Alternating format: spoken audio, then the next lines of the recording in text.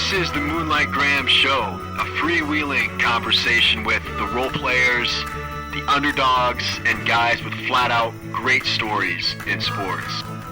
Hello and welcome back to the Moonlight Graham Show. And I'm actually doing this episode from the road. So in my life right now, I just, you guys all know this, I got 3 little kids under 3 at home. Sometimes it's tough to find enough time to do the podcast. I mean, part of that is why we took 5 months off recently, and I talked about that here on the pod. But so today, I'm actually on the road for work.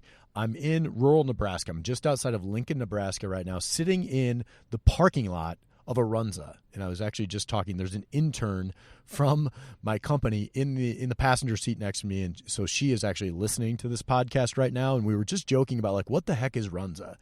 I'd love to have a Husker at some point explain to me why Runza is a big deal and compare and contrast with Casey's in Iowa, because I think the closest equivalent we have is Casey's. So we're sitting in a parking lot outside of Lincoln, Nebraska, in a Runza parking lot. Topic for today is Iowans in the major leagues. So we've done podcasts before about the best Iowans ever to play in the major leagues.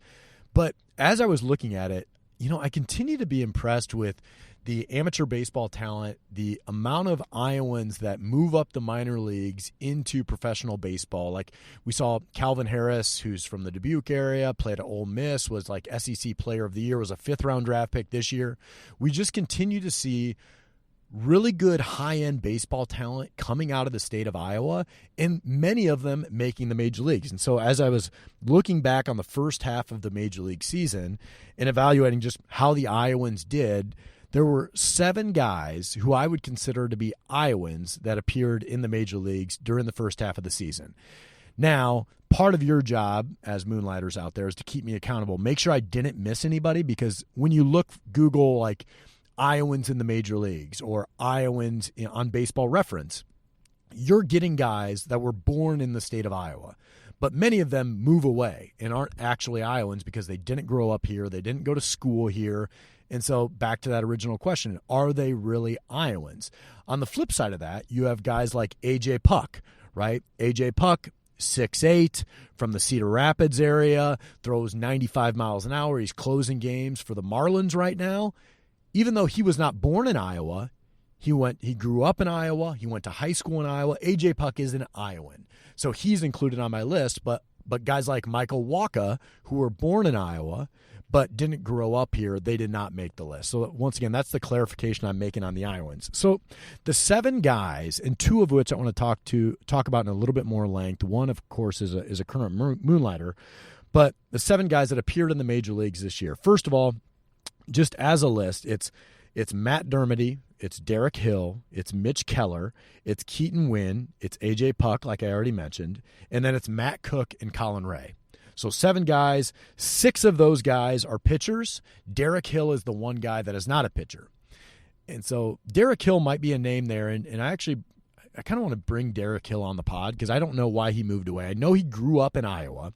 He was born in Des Moines. He grew up in Iowa. He actually went to high school at Dowling before his family moved out to California, where he finished his high school in California, was drafted out of high school.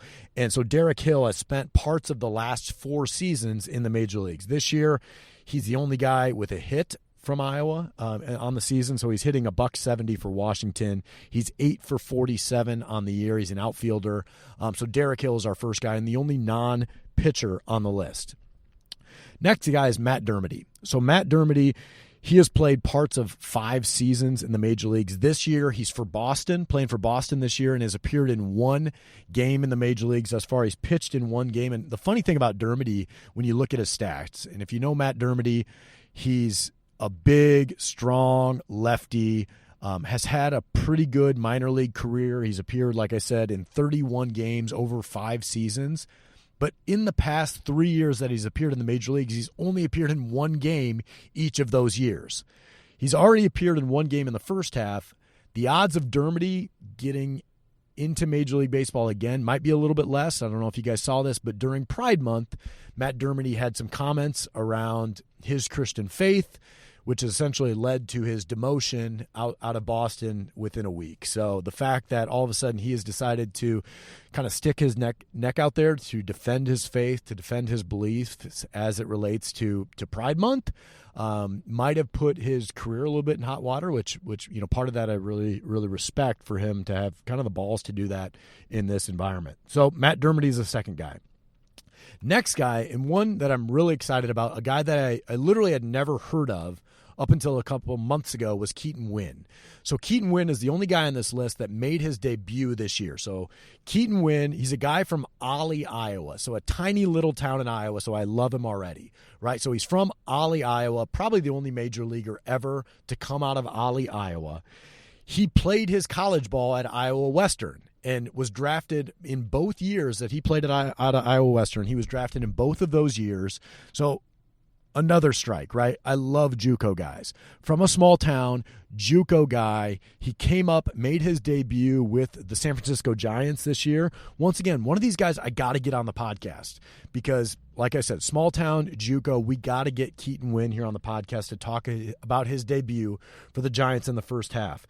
Thus far, his numbers, not great, 0-2. He's made 2 starts, made 5 appearances, 4.09 ERA. But once again, he's a rookie, and he's going to have a long career here, so it's going to be fun to follow Keaton Winn moving forward. Next guy on the list, A.J. Puck. I've already mentioned this. A.J. Puck is probably one of the biggest prospects ever to come out of Iowa. He's 6'8". He throws hard. He went down to Florida, had a great college career at Florida. He fast-tracked his way through the minor leagues, made it up with Oakland in no time at all. And now he's with Miami this year.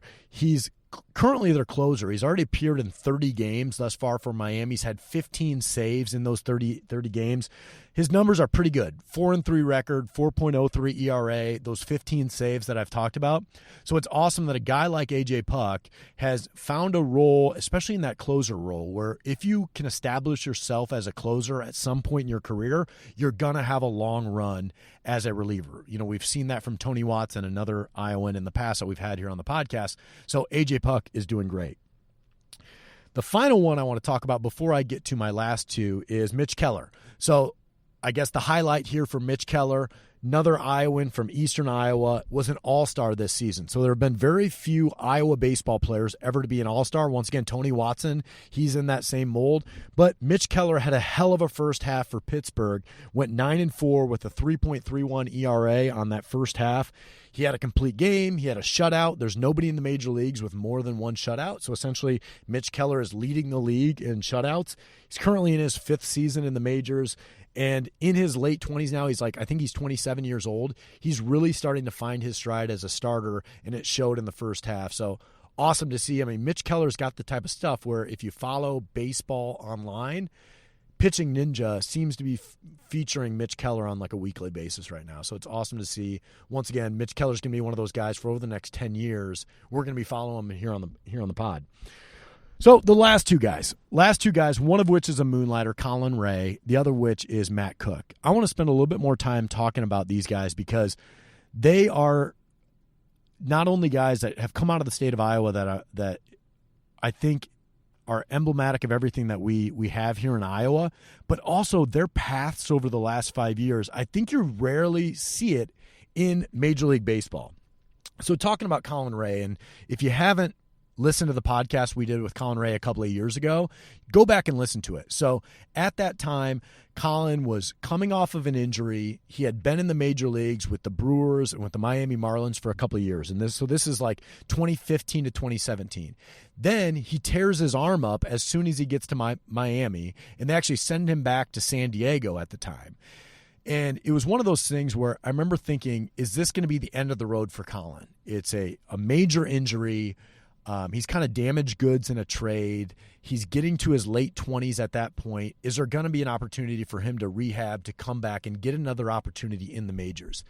He had latched on with the Chicago Cubs at the time and was in AAA in Iowa when I interviewed him. And eventually later that summer in 2020 it was, he made his way back to the major leagues. And at that time I thought, wow, how cool of it for Colin to go through the injury, to have 3 years outside of the majors and work his way back to the show. And I thought that, frankly, was going to be his swan song. But what we've seen over Colin over the last 3 years now is him continue to work, continue to get better, and even now in his mid-30s, he's getting better each and every year, which is so cool to see and pretty rare in the game of baseball when there's always new talent, there's always younger guys that are coming and looking to take his spot. So after the Cubs, he goes to the Brewers. He's in the Brewers organization in 2021, makes it to the major leagues once again, was awesome to follow, didn't have great numbers in the majors. And once again, being a free agent, I thought that might be it for Colin. So in 2022, Colin, he takes money to go over to Asia, and he plays over in Japan for a year. And typically what you see in baseball is that's kind of the last stop for folks. They're no longer in the major leagues. They go over to Japan. They take a big check while they still are marketable, and then they essentially come back and retire and move on with their life. The amazing thing about Colin, he went over and played in Japan last year, and then this year he gets back, signs a deal with the Brewers again, starts the year in AAA, but soon enough in the Major League club, they need Colin to be that fifth starter. So Colin is back in the major leagues this year. He actually had 16 starts in the first half of the year, went 5-4 with a 4.7 ERA. So not great numbers, but if you watch Colin Ray, you know what you're going to get every time out. He's going to give you 5 to 6 innings. He's probably going to give up between 2 and 4 runs, but he's a big leaguer. And he's a guy that's going to give you the innings, and he's a really valuable component, especially in an era where bullpens are being tasked more and more to provide innings. And Colin Ray is the type of guy that you know is going to give you 6 innings every time out. And so even though Colin is 35 years old now, he is still a valuable player for a contending team like Milwaukee. And it's just been so cool to see a guy that, you know, played at UNI back when I played at UNI. So he's the last hope for UNI baseball that's still out there. And he's still a valuable guy on a contending team. So Colin Ray, hats off to you. Hope we can get him back on the pod. Similar story with the last guy that we're going to touch on today, Matt Cook. So we've never had Matt Cook on the podcast, from Cherokee, Iowa. He played against like my younger brothers, Joey and Neil, in high school. So him and Cody Ege, they were on these Cherokee teams that were just awesome in the around 2008 to 2010. Matt Cook, similar story to Colin Ray, you know, he made his major league debut back in 2019. So he came up with the Diamondbacks. He ended up, I think he played his college ball at Louisville. I know Cody did. I think Matt did as well. And so he makes his debut with Arizona back in 2019. And really, every time he's been in the major leagues, he's been okay. You know, we want to have Matt Cook on the podcast, but like his numbers, major league numbers have never been great. His AAA numbers have always been awesome. So I would imagine the book on Matt Cook has always been like, he's kind of one of those like quadruple A guys. Like he's almost too good for AAA, but every time he comes up to the majors, he doesn't perform quite as well as you'd hope that he would. So in 2019, in 9 major league games, he had a 9.15 ERA. Now, in 2020, he's one of those guys, similar to Colin Ray. He went over and he played in Asia. So he took a big check. He went over to Asia. But like I said before, typically those guys don't come back, especially when they're in their 30s. When you do see it, it's when guys like Major Leagues missed on a guy, and they do that when they're in their early 20s, and then there's still plenty of career left for them to come back in the Major Leagues. We saw that with like Eric Thames. We've seen that in Darren Ruff. But here with Matt Cook, for a guy that's already been to the big leagues, takes a bigger deal in Asia, and then to come back in his late 20s, especially like Matt Cook, I live like a couple of miles from this guy. He works out at Sportsplex West in West Des Moines, and just, I don't know him, but talking to people that work out with him and know him, it's always been like one of those things, is he going to be done? We don't know. He might be done. He's waiting to hear from his agent if there's an opportunity this year. And so my recollection on that is, that could be the end of the road for Matt. It sounds like his career is winding down. Well, in 2021, he after going over to Asia, he comes back, signs on with Cleveland, AAA, has a pretty good AAA year, and then in 2022, but he does not appear in the major leagues in 2021. 2022, he signs with Seattle. So once again, really good AAA year, and at the end of the year, he gets promoted to the major leagues. But not good numbers in the major league. So 8.31 ERA in 4 major league games in 2022 with Seattle. once again, it's like it's tough for those guys. If you have an ERA of 8 and you're like 30 years old, 32 years old, is another team going to give you a chance next year? Because there's always somebody younger. There's always somebody with a little bit more higher upside, higher ceiling than a guy in his early 30s, a known commodity. Well, this year, he signed on with Colorado. So he got a minor league deal with Colorado in the offseason. He doesn't have great numbers in AAA, but Colorado needs pitching in the major leagues. And so thus far, Matt Cook has appeared in 6 games for Colorado this year and has yet to give up a run. So 6 games, ERA of 0. And how cool is it to see a guy in his 30s having his best major league year this year? And it just shows you the perseverance, the grind, all of that stuff that Matt Cook and Colin Ray are both exemplifying. And I think those are guys that I'm really going to follow closely for the rest of the year. And I wanted to highlight some of that through the first half of the season. We'll check in on them later in the year. But I need to get, Matt Cook. I mean, really this whole list of guys. I want to get back on the pod here to hear their stories, to hear about their debuts. If there's anybody I'm missing, let me know. I think the next guy in line that I've got an eye on from Sioux City is Robert Newstrom. So Robert Newstrom, big left-handed hitter. He is currently in AAA with the Orioles. I think he's the next guy that might be making his debut here. It'd be good to get another hitter in the major leagues. But if I missed anybody, let me know. Anyways, that's our update from Iowans in the major leagues, first half of the Major League Baseball season. Have a great week, Moonlighters. It's good to be back, and enjoy the second half of the season. It's Moonlight Graham, yeah. It's a pretty good program, broadcasting to the heartland. Sports stories for the everyman. It's Moonlight Graham, yeah. Please follow us on Instagram. You're loving us on Twitter too. You download every pod we do. It's Moonlight Graham.